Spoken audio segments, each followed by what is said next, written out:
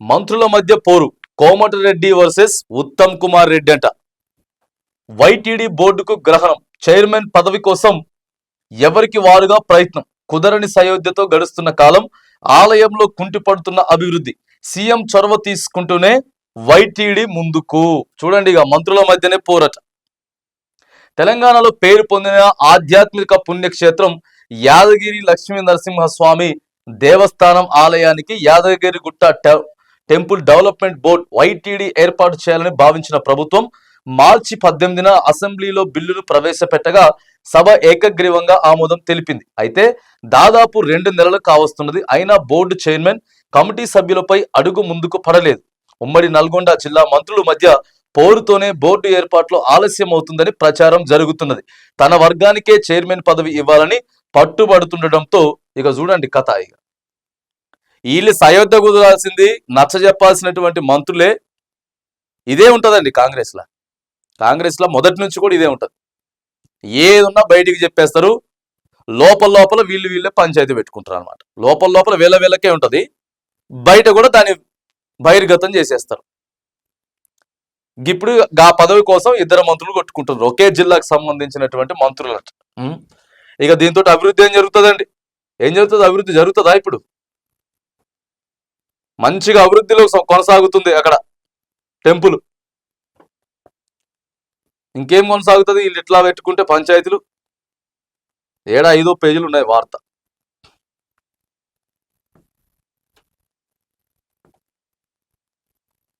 ఒకసారి చూద్దాం. అది ఇగో కొలిక్కి రావడం లేదని, దీంతో ఆలయంలో అభివృద్ధి పనులు కుంటిపడుతున్నాయని చెప్పేసి కూడా సమాచారం.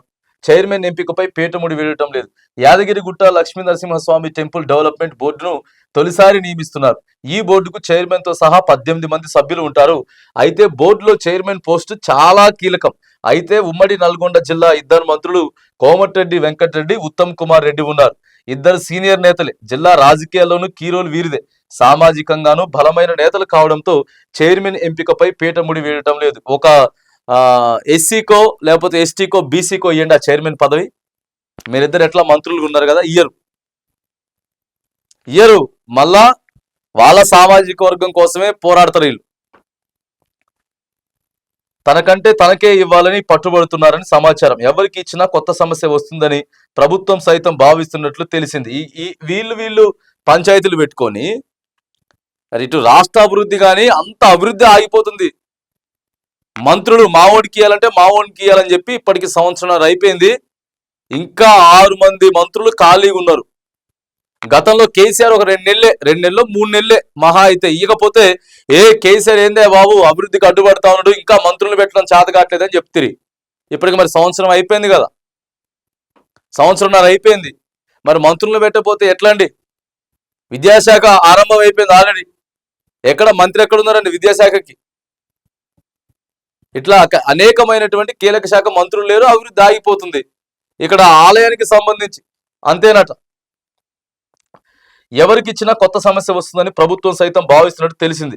జిల్లాలో కాంగ్రెస్ పార్టీకి కంచుకోటగా ఉంది. అయితే ఇద్దరిలో ఎవరు కాదన్నా పార్టీకి సైతం నష్టం జరుగుతుందని మిన్నంటుకుండిపోయినట్లు ప్రచారం జరుగుతుంది. ఎట్లే ఇక మీరు సైలెంట్గా ఉండాలి, వాళ్ళు కొట్టుకుంటారని చెప్పి అధిష్టానం సైలెంట్గా ఉంటుంది. బోర్డు ఏర్పాటుకు అడ్డంకులన్నీ తొలగిన చైర్మన్ నియామకం ప్రభుత్వానికి పెద్ద తలనొప్పిగా మారింది. ఈ పదవికి ఎవరిని ఎంపిక చేస్తే బాగుంటుందనే దానిపై మల్లగుల్లాలు పడుతున్నారు.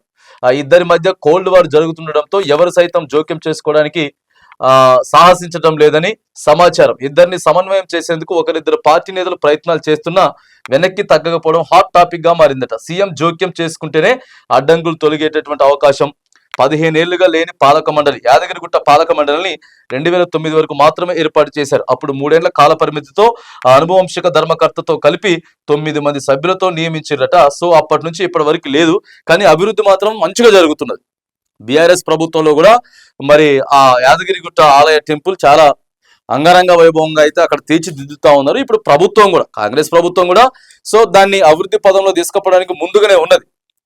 కానీ ఇక వీళ్ళిద్దరు సరే ఆడొక చైర్మన్ పెట్టారా కింద పాలక మండలి సభ్యులను పెడితే కొద్దిగా వేరే వాళ్ళకి బడన్ పడుకుంటా వాళ్ళు కొద్ది జాగ్రత్తలు తీసుకుంటారు అనేది మంచిగానే ఉంటది.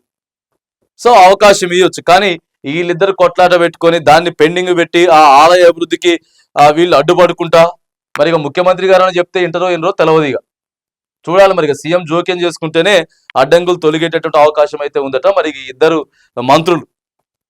మంత్రులు మరి ఎట్లా చేస్తారు, ఏం చేస్తారు, ఎప్పుడు దానికి బోర్డు సభ్యులను నియమిస్తారు అనేది మాత్రానికి జర చూడాలి.